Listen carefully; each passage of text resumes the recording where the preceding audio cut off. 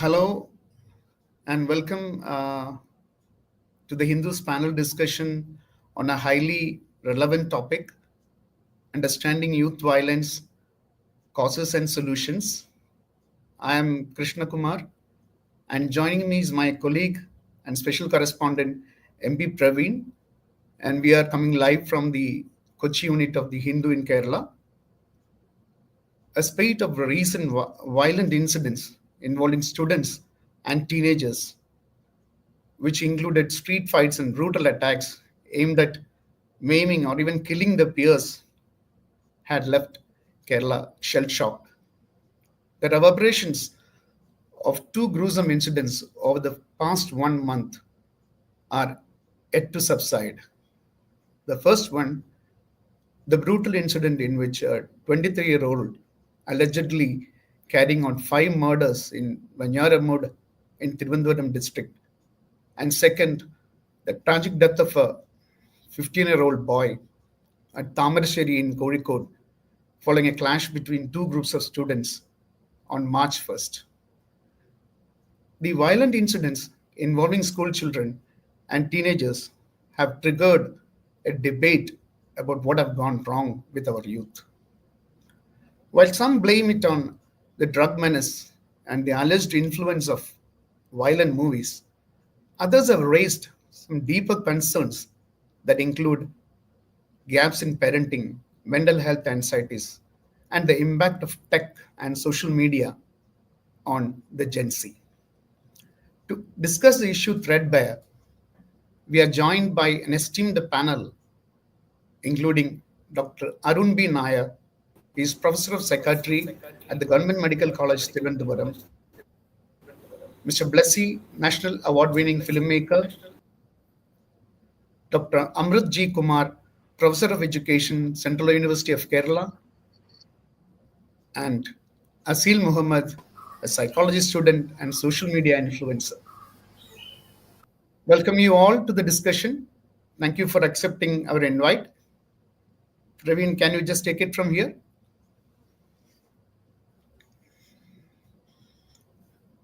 Praveen, can you unmute? Let's begin with Dr. Arun. Dr. Arun, when we spoke about this issue as for that article about what's wrong with the youth in general in the recent times, you spoke about something called a social disconnect syndrome. You said that it has got worse since the COVID-19 pandemic and then the digital revolution that followed. So, can you just elaborate on that point, like what exactly you mean by the social disconnect syndrome and how it has changed the things? Sure, Praveen. Of course, over the last couple of decades, there has been a sea change in the life of an adolescent and a youngster. Imagine the days of our adolescence when we were studying in high school or college. The most important source of our happiness was to connect with our friends, to go out with our friends, to go for a movie, to go to play, to go for a tour. Every activity involving happiness used to involve human connect. But imagine an adolescent of the present era. To get happiness, they don't need this human connect at all. They can immerse themselves for n number of hours with a digital device in the privacy of the room, enjoying their solitude and experiencing great deal of pleasure.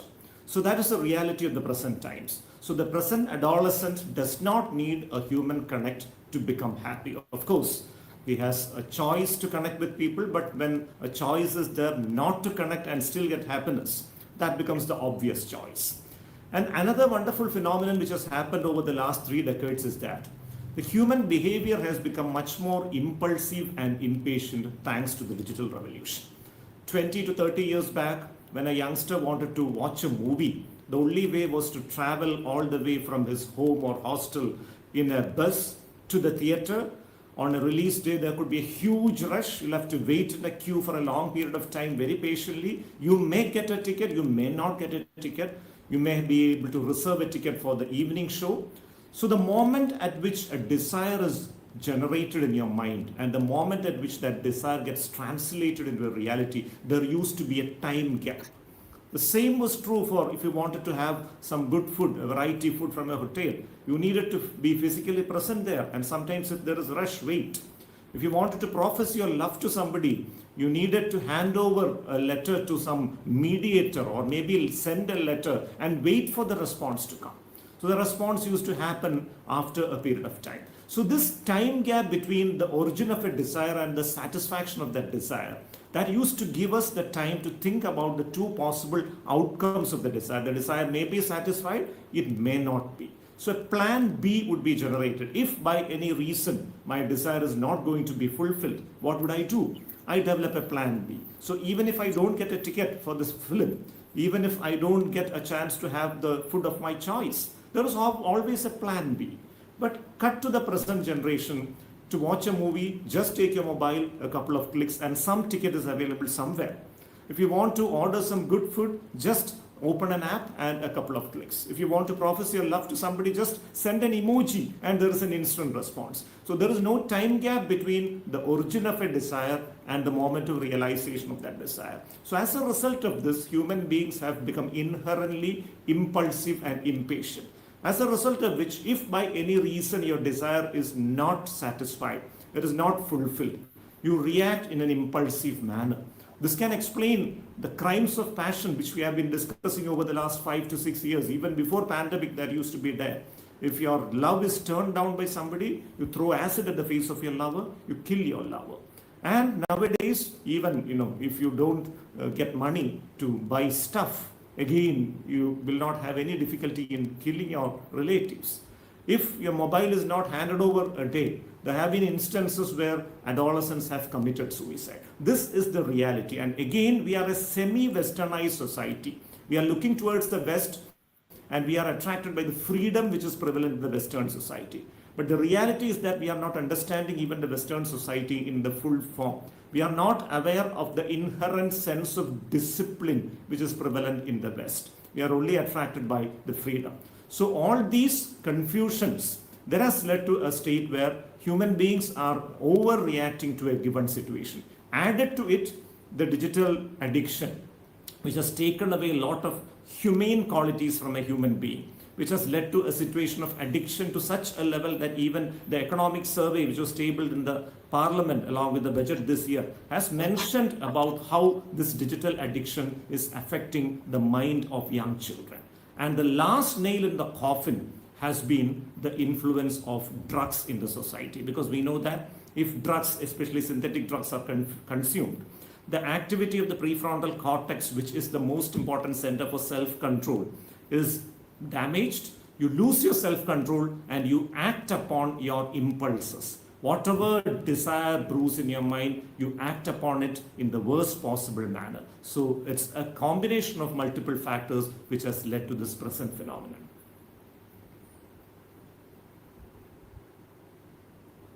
Okay, fine. Krishna, can you bring in the other panelist on this thing? Sure. Amruth, Professor Amruth, I just want to come to you at this point of time where Dr. Arun, in his opening remarks, clearly started looking beyond, like the peripheral, within this, beyond the surface, that he started looking into the topic. And at this point, I would like to ask you, like, is it not time for us, when we speak of the teenage violence, when we speak of youth violence, shall we not also look from the problems within the family, the ecosystem, and the issues in parenting, which we dealt with in the long form articles that we did over the last 1 month? Can you throw a bit light on these internal and very key issues? True.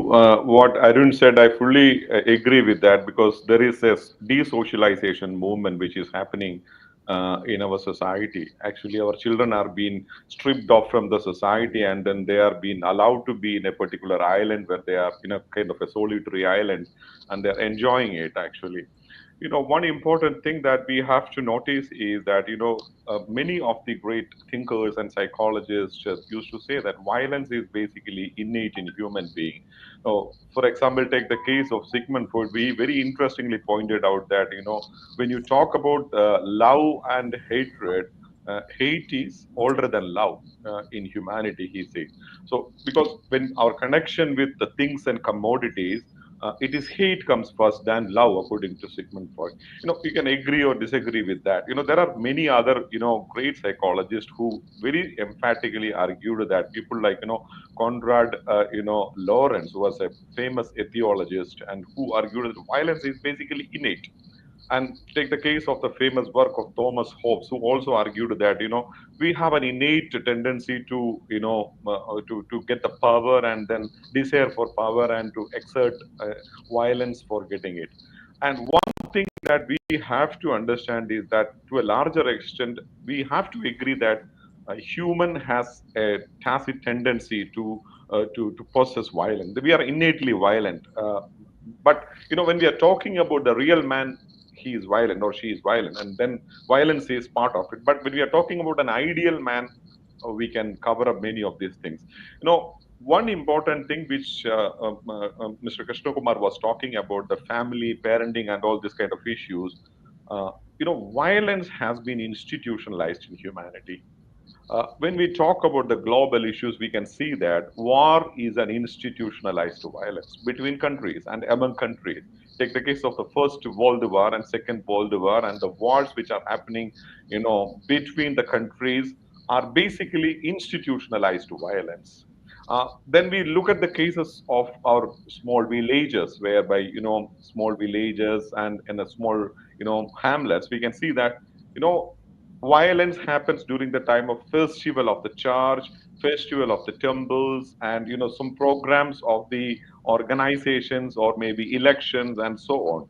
Here also, say for example, public spaces are being converted into sometimes as an institution of violence. And what happens, our small young adolescent children has borrowed this particular idea and converted, the day of annual day in the school, or maybe social or send off day in school, as an institutionalized form of violence. So in fact, what we see is, probably we can see that violence is there in the society, violence is there in the family, and our children just borrow it. And the direct experiences that our children come across is basically seeing the violences and then adopting the violences. They understand that in their family, in the society, in a larger context at the national level or international level, violence helps the people to establish power. And when a child at a home sees it directly, that violence, helps the individual to acquire power and hegemony, automatically child will try to adopt it. And the most interesting thing is about the reproductive theory of violence. In domestic violence, there is an interesting theory which is called as reproductive theory of domestic violence, which means that if a child undergoes violence at his childhood, if an individual undergoes violence at his childhood, there is almost all the tendency that he may reproduce the domestic violence for his own children, or in his own family in future. Similarly, whatever the children see in their family, in their clubs, in the temple festivals, in the church festivals, in the public spaces where violence is an institutionalized, children automatically adopt it at the time of send off, at the time of social, at the time of annual day, and several other instances they institutionalize the violence. So this is an important thing that we have to notice. Now, when we blame the media for propagating the violence, I would say that media just borrows the idea of violence from the society or from the community. If there is no violence in the society and community, media cannot afford to, produce films. Say, for example, there are many imaginary films. Say, for example, take the case of Avatar. Avatar is a film. It's kind of an imaginary film. It's a kind of a fiction. But when we see the fiction, we give attribute the human characteristics to Avatar, social characteristics, the family of the people over there. And we take the case of Simba, the story of the lion. We attribute human characteristics. human social characteristics in their particular stories. So ultimately, what I would like to say is that no media goes alien. Medias borrow from the society, borrows from the families.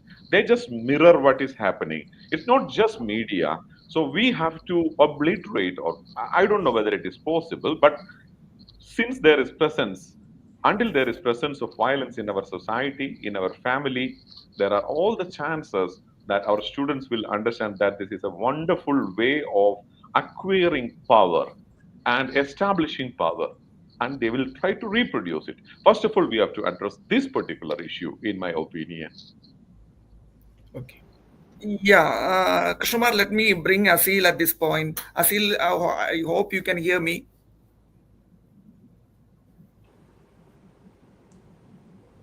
Aseel, you there? Yeah. Am I audible? Yeah, it's okay. I hope you can hear me. Yes, yes, yes. Yeah. So, Asil, the thing is that ever since this discussion was triggered following this spate of violent incident that Krishna referred to, I always got the feeling that there was an inherent flow.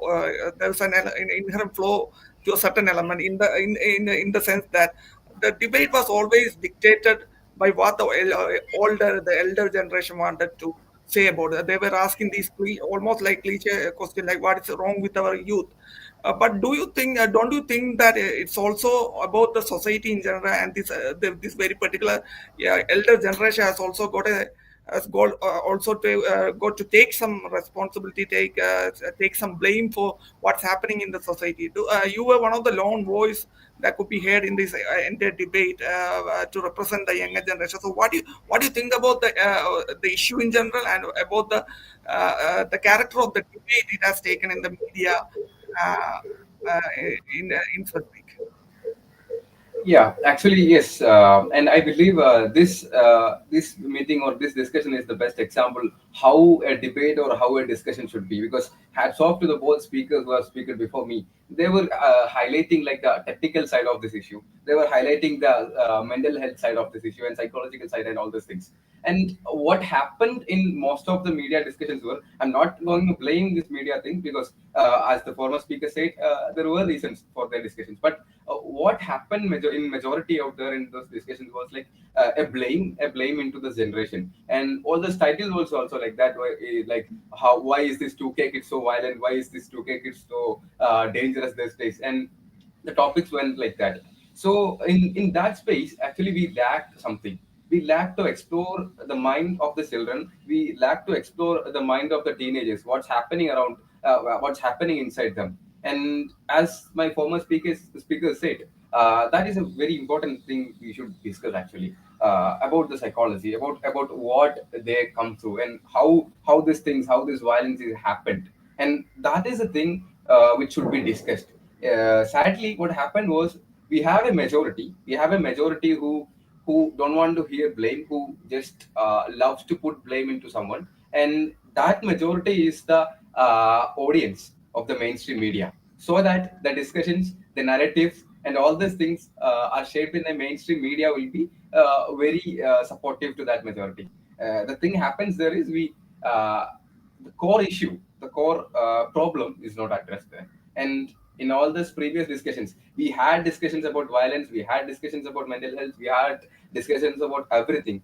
But at the end, what happened there was a blame into the generation or into my generation. I was very happy to hear my previous speakers very professionally speaking about what is inside our mind. Why is this happening? We want that kind of discussions. I believe that kind of discussions could only contribute to a change. What we need is a change. We can't just avoid this topic as we discuss political issues. When it comes to political issues, media could discuss one side and other side. We can blame each other, and that is finished out there. But when it comes to this thing, this is a social problem. We have to address it. We have to find a solution for it.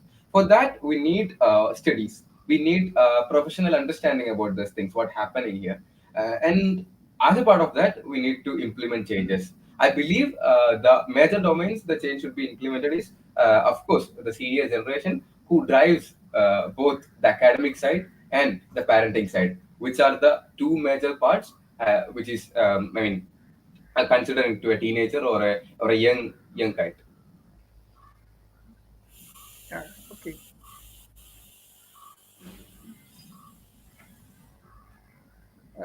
Krishna Kumar? Yeah. I would like to bring in Dr. Arun at this point of time as a follow-up of what Aseel just mentioned. Dr. Arun, you would have heard Aseel. He's a representative of the youth. A very pertinent question that he raised, like, have you studied the issue at all, like in a scientific? So you have been in the forefront, like you have been seeing a lot of cases, real life cases also. Like, is it not time for especially Kerala, a state like Kerala, to Of to course. carry out, yeah, mental, Pertinent question. take it up mental health as a very key issue, and look into the problems of the youth in a very organized, in a scientific way. Can you throw some light on that concern that Yes. Aseel raised? Yes, absolutely. That's a very relevant question from Mr. Krishna Kumar, and I truly agree to the observations made by my young friend Aseel. He was very vocal about the responsibility to be taken by the senior generation in addressing this issue both at the academic front and the parenting front. Of course, we need to study regarding what is happening in our society. And the study has to happen at different levels. We have already initiated a couple of studies regarding the reason behind the prevalent drug abuse as well as the prevalence of violence in the society. The study has just about started, and maybe within around 6 months' time, we may be able to publish the results of our research. But of course, we need to agree to Aseel's observation that the senior generation is responsible for this to a large extent, because the younger generation can only observe, internalize, imitate, and impersonate adult behavior till a certain age. But after a certain age, they start developing critical thinking. They'll understand that what these elder people or the parents or the senior generation is doing is not a very healthy thing. They think very originally in a very different manner, and that will bring about the change which the society is looking forward to. So there is a terminology called juvenoia, just like brain rot is very much a fancy term these days. This term called juvenoia is also very relevant in modern times. Juvenoia means it's a combination of juvenile plus paranoia. So every generation is paranoid about their younger generation. They'll think that these youngsters have ruined the world. They have absolutely no morals, no ethics. They are just leading a loose life, and they'll ruin the entire continent within a few decades. That's the thought process. We remember that when we were adolescents, our parents used to tell the same about us. Now we are telling the same about Aseel's generation. And once Aseel becomes a celebrated professor, maybe 20 or 30 years from now, he may also, or his generation also may, say the same about the next generation. That's again a very inherent thing. But of course, the first and foremost thing to be kept in our mind is parenting has to be modified. So parenting the new gen kids, I'm not using the term new gen kids because every kid at some phase of life is a new gen kid. Parenting the youngsters of the tech era right now, it's a big challenge. The problem with we people is that our childhood, we had very nostalgic memories about how All India Radio was the only source of information at that point of time. Of course, print media was there. Then Doordarshan came in slowly. Then at a later stage, the cable channel opened up. So we proudly say that we have seen the best of both worlds, the literary dominated world as well as the visual media dominated world. But the thing is that Aseel's generation is much more intelligent than our generation. We need to accept that very clearly. So they have got wonderful talent. They are skilled in multiple domains. There is a generation of it is the responsibility of the senior generation to capitalize and channelize that talent in the best possible way so that the world can go forward. The first and foremost thing to be addressed is the issues in parenting. Most of we people, we bring up our children exactly in the same way in which we were brought up by our parents. That is called the instinctive parenting style. When we think that because of corporal punishment, we started studying well and we did well in our life, we'll impart the same level of physical punishment to our kids also. But we should remember that maybe 20 to 30 years back, when we were part of a joint or extended family, The psychological trauma of a physical punishment was very short lasting. We used to have cousins or friends of our generation who used to come in within few minutes, used to go out and play, and the psychological trauma and impact of the beating used to be out of our mind within maybe half an hour time. But cut to the present generation when we have got only one kid or a couple of kids in a family. So those two kids may not be talking to each other, they'll be blissfully in their own private world. If one of these kids is subjected to a corporal punishment, what is likely going to be the impact or the psychological consequence of it? The child will be thinking about why this has happened to me, spending a lot of time brooding over that incident, finally becoming depressed, finally reaching a conclusion that my parents don't love me, I am good for nothing, and contemplating and even attempting suicide. That is the way in which the present generation is going. So we need to implement what is called the authoritative parenting strategy. Authoritative parenting is a combination of affection with discipline. It's a mixture of freedom with responsibility. So as a person who is seeing adolescents who come to me with behavioral problems, the commonest complaint with most of the parents say when they come with a boy or a girl who is less than 18 years is that this fellow is disobedient to the core. He doesn't listen to us at all. He's defiant. He's putting forward his own ideas. How dare he do that to us? He doesn't listen to our experiential wisdom. And the day this boy turns 18 years, the most common complaint is this fellow is irresponsible. He doesn't know to do anything. So how can you convert an absolutely obedient person to an absolutely responsible person in one night time? So that is the big thing we have to keep in our mind. The art of making the most helpless infant in the universe, that is human infant, so competent that he can travel to other planets. So that is the beautiful art of parenting, and that involves significant amount of time and emotions which the senior generation will have to spend. So they will have to interact with the child, play with the child, encourage the child to play with other kids of his age, because play itself is an important source of life skills education. You cannot confine the child to the four walls of a classroom, then send him to multiple tuition classes and deprive him of the social connectivity which he rightfully deserves, because we are telling that it is the social disconnection which is the fundamental force behind all these issues.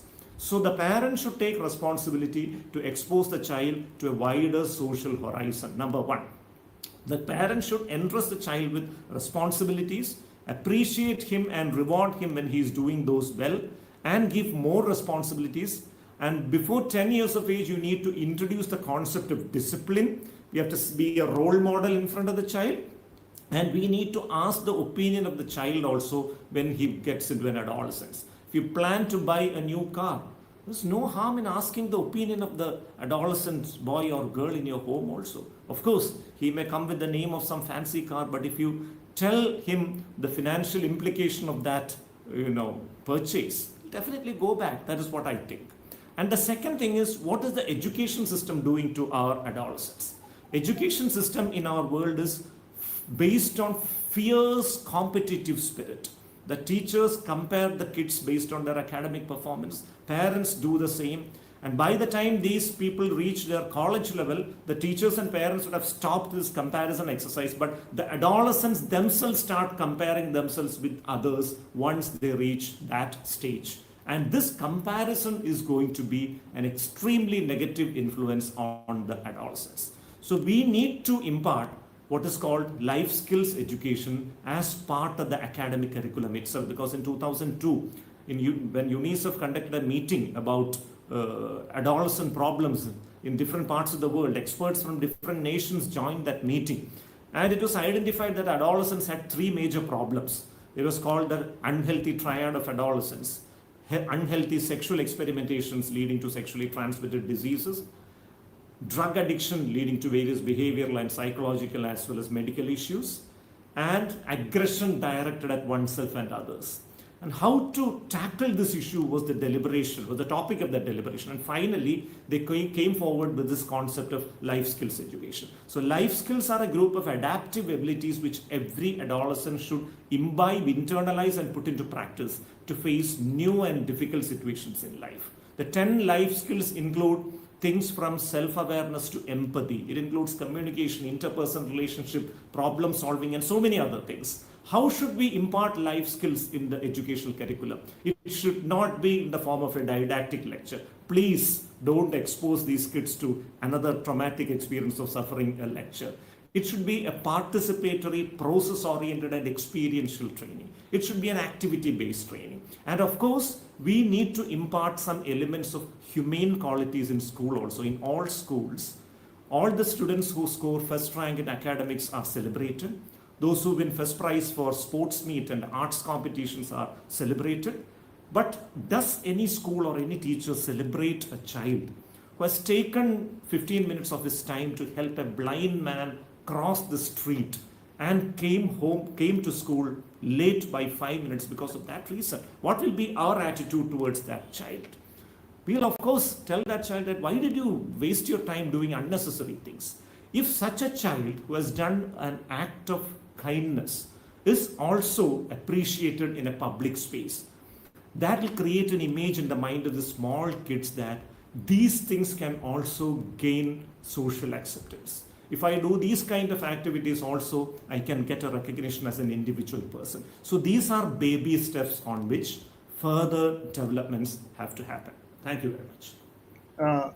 Dr. Arun, very relevant observations, insightful really insightful observations. To the viewers, we'd like to inform you that Mr. Blessy was there at the start of the live. He's facing some serious connectivity issues, and he just informed us that he's trying his best to get back, but there are some real problems with his connectivity. Praveen, from Dr. Arun's observations, can you just take it back to Aseel and ask him about his reactions to what Dr. Aseel said, and also another line of thought also. So, Aseel, you earlier when you were talking, you mentioned about what is going wrong with the entire debate and the narrative surrounding this issue. So, as a representative of the generation which is being widely blamed, what are your recommendations? For instance, in the case of the younger generation, one of the main criticism is that they are almost all entire time they are glued to the electronic gadgets, the mobile phones, then all these gadgets and all this connectivity, the internet are all facts of the life. You cannot deny it. So it's there. You cannot just overlook it. So rather than blaming about how they are glued to it all the time, is there anything happening at the academic level on how better to use it, how not to use it? I mean, like the basic do's and don'ts. Those things are those things being mentioned at the academic level? Should it not be there? Don't you think that's a glaring lacuna in the entire system? Exactly. That was the thing I was telling about this academic curriculum actually. Because there should be the initial changes because the blame or this accusations won't work anymore. So what we need is like we had COVID 3 years ago. What we said first is we should learn to live with the COVID-19, right? So exactly the same thing, same idea should be implemented on this digital era also. The cutting the mobile phones away, I mean, keeping the mobile phones away and shutting the doors are not the solution for the problem. We have to teach the children how to deal with it, how to consume the social media content, how to behave in a social media space, and also in the offline space. That should be taught in the colleges. That should be taught in the schools. That should be begin from the primary stages until the college stage. That is what we lack on our schools. Like let's go to the practical examples. When we take some high school students from 8th standard, their dream, like a student from 8th standard, his dream will be to score full A plus on the SSLC examinations. That's his life dream. And when he reaches +1 or +2, his main dream is to achieve some good marks in +2 and get admission at a better college. That is the only life dream we are teaching our students. Is that enough? What about the life? What about the practicalities in the life? What about the social behavior? What about the morality? Is there anything related to that in our curriculum? That is the change what we are demanding. That changes are long term. It takes time, and the change also. I mean, what we expect that would be also taking time. We can't make change in 1 day or 1 hour or within one measure. It is a long process. So as a part of that long process, we need changes in the curriculum. We need changes in the parenting system. As the former speaker said, parenting is a very important domain. We have to discuss about that. We need to give professional training for parenting. That's that important domain. So I believe if our schools, if our parents, we can see the examples of that also. We started some night class and all those things for plus 2 students and SSLC students. Why we started that? Government didn't implement any new system or new law for that, but the PTA and the school realized the world is competitive and students need some A plus for for the higher studies and all those things. So they implemented new night classes and new effort for that. So why can't we implement such not night classes, but why can't we take that effort, that amount of effort for creating a better social beings, for transforming our children, transforming our younger generation to become more better beings. I'm not talking about the current scenario. We have to look forward into like at least 5 to 7 years. We have a generation coming. We have to work for them, and that work should be started in, as you said, from the curriculum and home. You have got some very valid point there, but let me add one more aspect to it. The previous speakers also mentioned about the mental health aspect of it. So in the schools and the colleges, we are hearing about counselors giving counseling to the problematic kids and all. But is that efficient, sufficient enough, or is it effective, or is it just a namesake? These things are happening at the school and college level. As someone who was researching about the same from for 3 to 4 years, the first thing is our government does not have a valid consolidated data about the counselors. I have my RTI's replies with me. They have no consolidated data regarding how many schools in Kerala are providing correct counseling support and what is the qualification of those counselors. They have no consolidated data answer for that. First one. And the second is influencer. I'm getting a lot of messages from these kids, the students, about the experiences of teachers.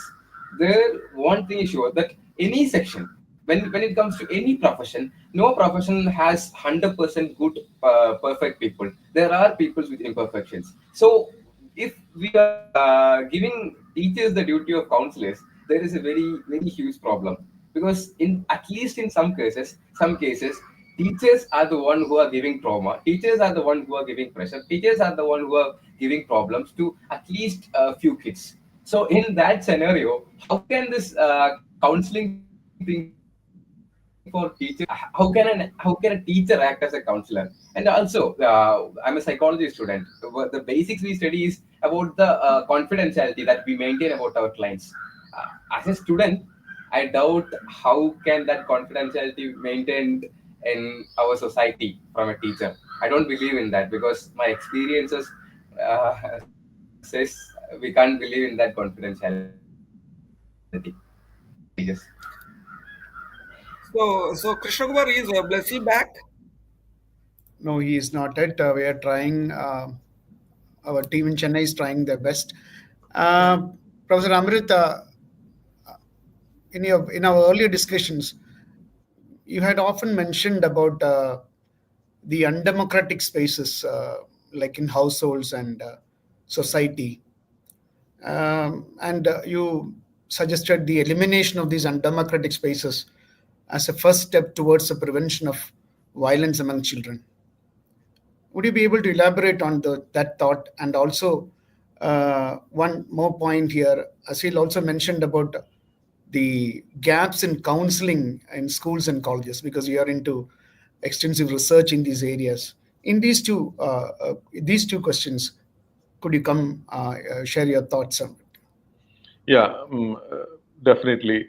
Because as we have mentioned earlier, the social system that we have today is being, characterized by a kind of a power structure, and this power structure is been functioning in such a way that violence is the best way to establish power in the society, and our children are seeing it directly, not only in the social system, in the family system also. A child who is witnessing that how power operates in a family and how the father exerts power across the family members, and how an individual in a club or in a school or in a system uh, becoming powerful through their violent nature of behavior. It's not just hard violence like hitting and kicking on the people, but it can be through soft violences as well. There are different ways of soft violences which are much more dangerous than the hard violences, and the children are witnessing this and then maybe directly witnessing it and then trying to adopt it in their own behavior. Like they understand that violence is the wonderful way to establish power among their children, among their peers and classmates. And also this violence is being used as a technique, as a tool for overcoming their own deficiencies in their peer groups. So especially the youth is in a stage of identity crisis. If you come across the theory of famous psychologist Erik Erikson, he talks about identity versus role crisis. Adolescent is in a stage of identity crisis. He has to confirm his own identity, like whether I am a man, whether I am a particular religion, I mean falling into particular religion, into particular party, well, national identity, and all these kind of identities are getting stronger and founded during the period of adolescence. When this particular time, when a child is shaping his own identity, like I'm going to be a man, what are the characteristics of man? Characteristics of man is masculinity, violence, and people who establish power is the alpha man, and all these kind of images are coming into his mind, and automatically, as a vicarious experience, you can see the films, movies, and Netflix, and video games. All these also models what is happening in the society. So he confirms it directly. What I see it, both hard violence and soft violences, and then indirectly through the media and all these kind of reflections also makes it sure that violence is the best way to become a good a leader, or maybe establishing power on others, and thereby he identify violence. Mostly our younger generation, especially male children, identify violence as an important characteristic of masculinity. So this functions in a beautiful way in our social system. Another important thing which I would like to extend upon, or maybe supplement upon what Dr. Arun was talking, is like kind of a desocialization movement is happening in our society, and this desocialization movement is largely being supplemented by a kind of a technological advancement in our society. There are two types of technology which human history has seen. Like the first spear, which, or maybe the sharpened stone, which was used to by the human being initially during the hunting wandering time, was the first kind of a technological tool, and that has helped the people to glue together. Actually, their smaller groups were joined together, and they have used their sharpened stone, or maybe the metal, to attack the animals and then hunt and then feed themselves. These are the tools which help the people to glue together. But there are kind of a tools that we are witnessing today, which dismantle, or maybe separate the people from the social behavior. So two types of tools, maybe techniques, are there. The first one is gluing the people together. The other one is separating the people. And we are passing through a kind of a generation, or maybe a period of technology which separates people. In a particular family, in a single family home, there is four mobile phones. Parent means father is in one mobile, and the mother is in another mobile, and the two children are in yet another two different devices. So all the peoples are in separated in different islands. They are in the solitary islands, and they enjoy their own their own digital experiences. And these digital experiences in fact separate the people, and thereby they do not understand what's the importance of cooperation. And in addition to this, when we are talking about good parenting, like authoritarian parenting and good parenting, there is something else I think I would like to mention about that. That's not just a parent cannot adopt good parenting probably by by learning the good parenting and adopting it. There are certain limitations which our socio-economic system puts upon the parents. This also an important point, because a parent who is working in their hardcore, hard labor, probably starting from 9 o'clock to maybe by 8 o'clock, and then absolutely tired and getting a lot of scolding, and then intimidation from the office space, a lot of hard work, come back to the family, and then pretend to be a good parent, they throw away all their negativity, all their despair and disappointment, and then becoming a good parent. Sometimes probably a very difficult kind of a thing, but that is what is needed. Good parenting, and non-authoritarian or democratic parenting is what is essential. But our parents are tied up, or maybe they are being in the shackles of the socio-economic system, whereby they cannot invoke good parenting once they come back. It's very difficult for them to invoke good parenting when they come back to their family. The main reason is the socio-economic system, which keeps them under absolute pressure when they were in the working. And also in case of schools, as the Aseel was talking about the teachers, you know I largely agree with Aseel. Teachers need to improve their counseling skill. Teacher education programs definitely needs to improve their ability to understand the children. Often, their ability to listen to the children. That's one of the most important thing, I guess. Ability to listen, or maybe in teaching, I think we should establish the capacity to listen to others has to become another important. Often teachers only used to talk, not to listen. So competency to listen or capacity to listen has to become an important quality of a good teacher. That's what time demands. And also we can see that appointing a single counselor into all schools, we deem it as a panacea for all the problems of the schools, violence and psychological issues of the children. I don't think so. I don't think that is going to be a panacea for the violences that we are witnessing in our schools and community, because a, a, a, a single counselor cannot detect or maybe sensitize what is going to happen in a larger group of students. Single counselor is ready to give advices to those children who are ready to come and get the advices or counseling from the counselor. But large number of students are holding this negativity and this violent behavior, and they don't deem it as a kind of a behavior which needs to be counseled. They deem it as normal, absolutely normal. And if they go, say for example, attacking another person, it seems to be is kind of a just kind of a normal procedure for establishing leadership, actually, or maybe power, or maybe getting the attention of a girl, sometimes getting the attention of others, sometimes to become a hero. So large number of people, or especially our children, do believe that attacking behavior, a little violence is just normal. We have normalized it, so they will not go to the counselor. So what is needed is that not just one counselor, and at the same time establishing teachers, a good breed of teachers, a good generation of teachers who has the capacity to listen to the children, and also at the same time ability to listen by the peer group. That also is an important, because all the children will not go to counselor, and at the same time I'm sure that all the children will not go to the teacher as well.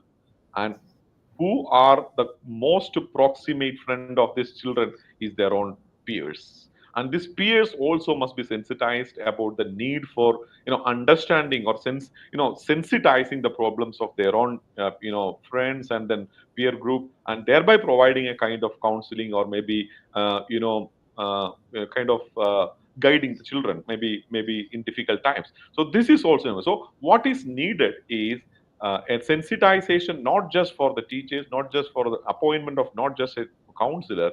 We need to focus our younger generation as a peer counselor. So a peer counselor would be the best option than a single counselor and teachers converted into the counselors as counselors. Yeah, I think. Yeah.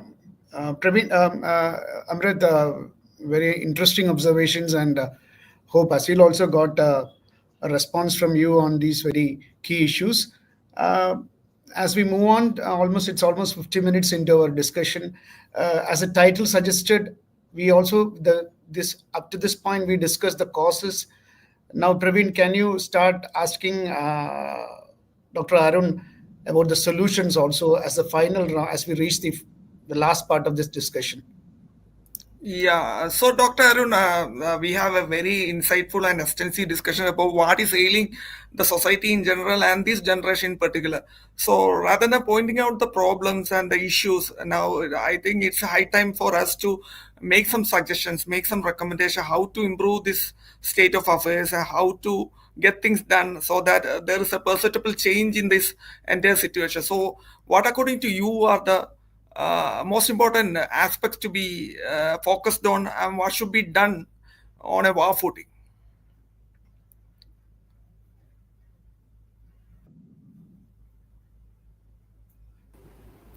Yes, coming to the solutions, number one is the environment at the home has to be modified. As Professor Amruth was very rightly pointing out, a home should be a democratic space where the child can open up to his parent about his deepest fears and concerns. It may be something related to his sexual identity, it may be something related to substance use, it may be a concern about his competency, it may be an anxiety about facing the public. The home should be the place where the child can speak openly to his parent about anything in the world, anything in the world. So that is the first thing. So a very democratic space or a democratic parenting space should be very clearly opened and available. That is the first and foremost thing. And the second thing is how the academic curriculum has to be modified.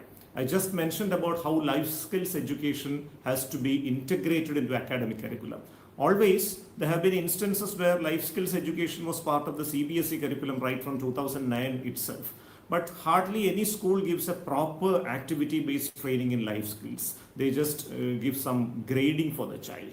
So a 20-hour activity-based training in life skills, which is hands-on for every child right from 1st standard to 12th standard. We have already prepared some modules in that direction also. In Kerala, the Kerala State Education Research and Training Center, SCRT, it has already published a life skills education module called Ullasa Paravagal. It is in Malayalam. It has 20 hours of activity-based training from 1st standard to 12th standard. And now NCRT is translating it into English and Hindi also. So I feel that if, irrespective of the syllabus in all schools, if this is strictly implemented and some academic grading is given to that activity also, it is going to produce a sea change. Number two is parenting is an art which needs to be discussed at different levels. And of course, we have got our generation who is very confused about how to parent these tech-savvy children. So we have to bring this parenting also as part of the academic curriculum itself. So there is this suggestion that parenting modules to be prepared. We have again prepared parenting modules published by the SCRT a few months back.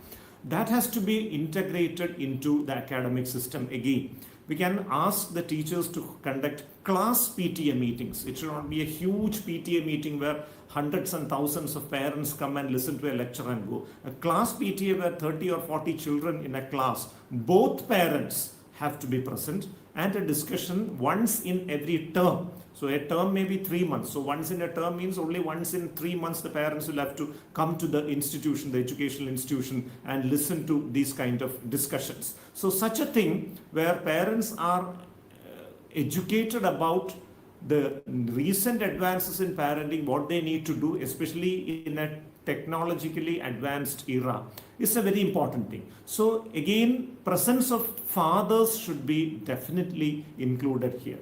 Third is awareness regarding substances, because substances are available plenty, and substance, we cannot trivialize the seriousness of substance use menace which is creating violence in the society. So widespread awareness, not only as part of the school curriculum, but to the senior generation also, using residence association, Kudumbashri, or whatever methods are available. Widespread education. So we need to educate the public about three things: mental health literacy, legal literacy, and cyber literacy. It has to be imparted to the population at large.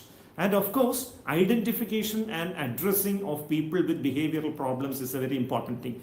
Of course, every person who is attached to children, who is working with children, be it teachers or any other section of the society, need to be trained in something called mental health first aid. Mental health first aid means it's a first level intervention where they can talk to the child who is distressed, approach him, listen to him, give information and reassurance to him. Still, if the problem is remaining, encourage a professional help and definitely encourage social support. These are the 5 steps of mental health first aid.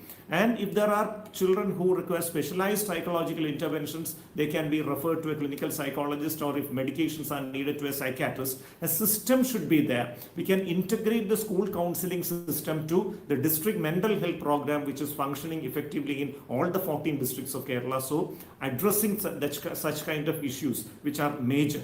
And along with that, strict implementation of certain laws regarding the widespread availability of drugs. The NDPSA Act should be strictly implemented, and any kind of commercial exercise with drugs should be handled with an iron fist. So we need to address the drug menace from the level of the supply reduction as well as the demand reduction. So a comprehensive program encompassing all these is necessary in the present generation to counter the violence in the society. Thank you. Yeah, Dr. Arun, thank you very much for this insightful suggestion. Krishna, I think we are almost there. Yeah, We have almost no, ran but out of time. I think we should complete the round by. I'll just ask Aseel also, because Yeah. the solution part. Aseel, from your viewpoint, what are the brief solutions that you would like to offer about this relevant topic that we discussed just now? Yeah, actually, it is as same as the Dr. Arun has said. We have this. We have to make changes on this curriculum, parenting, and also in about drugs. We have spoken about it. But I think initially there is one thing also we have to be what have to be addressed is the stigma regarding this mental health thing, because still we have a problem when we approach a mental health professional or someone, how the society takes it, how the society perceives the thing. I think that is a very serious problem. So after addressing that, we could step into all this other changes. The stigma should be initially changes. So we have this PTA thing suggestion from Dr. Arun sir. So that is very effective one. So before that PTA thing, I believe the teachers should be educated. What should be discussed in PTA? Sadly, the PTA meetings we see is like blaming children for their grades and the negative they have they confronted during that memory test, what we call exams. Uh, that those are not only things should be discussed in the PTA meeting. Others said we have to discuss about the parenting style. We have to discuss about the mental health of the students. So as a part of that thing, we have to make all these other changes. Initially, that stigma also should be addressed, I believe. Uh, to conclude, Professor Amruth, would you be able to sum up the discussions with the solution part? Yeah, sure. Thank you. Mainly because, if you ask me what is to be done in war footing, I would say that the most important thing is to make the people aware or sensitize that there is an issue, uh, to the teachers, to the society, and to the youth, that there is an issue. Identification that, or sensitization that there is an issue would be the first step towards a solution. And I would say that all the teachers, and immediately what we have to do is that all the teachers must be sensitized about this particular issue, so that they open their eyes towards the problems of our youth in the society, in their own schools and colleges. And once this particular initial step is being done, I would say that the second and the most important thing that we have to undertake is that there is a kind of a tacit parenting which is been inherent in our society or in our community, and we have to churn out this parenting which is being tacit in our society. So once this because our children, in between school to home and home to school, they pass through a community, the social system, roads and shops and many other, and buses and many other places. So there is a tacit or a innate parenting which is not being fully utilized in this particular social system, which needs to be identified very importantly. And once that also is being done, I would say that another important thing which needs to be done at a longer period of time, maybe as a long time plan, I would say that our children should be convinced about a good future. Actually, all the religions works on this beautiful methodology. Like, there is a beautiful thing which is waiting for you. All the religions works on this beautiful theory. There's a beautiful heaven or maybe thing which is waiting for you, and that is a wonderful, I would say that that's one of the most brilliant psychological advice to anybody. So our children, unfortunately, we are not able to say that a beautiful future is waiting for you. So once we were able to assure them that once you finish your the schooling and colleging, there is a beautiful time which is waiting for you. And unfortunately, I do not know whether we are able to say that. That also is needed to be. And I would rather conclude it by saying that it's not just a psychological issue, it's a socio-economic political issue too, actually, because a future is not just psychology, not just psychological only. It needs an economic, it needs an social, it needs a political interference. And youth, I would say, is not just cannot be trimmed down to only a psychological issue. Rather, it's a larger, socio-political and economic issue as well. On that note, thank you all panelists, Professor Amruth, Dr. Arun, Aseel. Hopefully, viewers, we hope that you had a very interesting discussion. We have just started, and Blessy has also texted us that there was no way to rectify that problem. Hopefully, we would catch him in the next round of discussion, with the cinema being the focus. Thank you, Blessy, also. Thank you all. Thank you. Thank you very much. Thank you, everyone. Bye.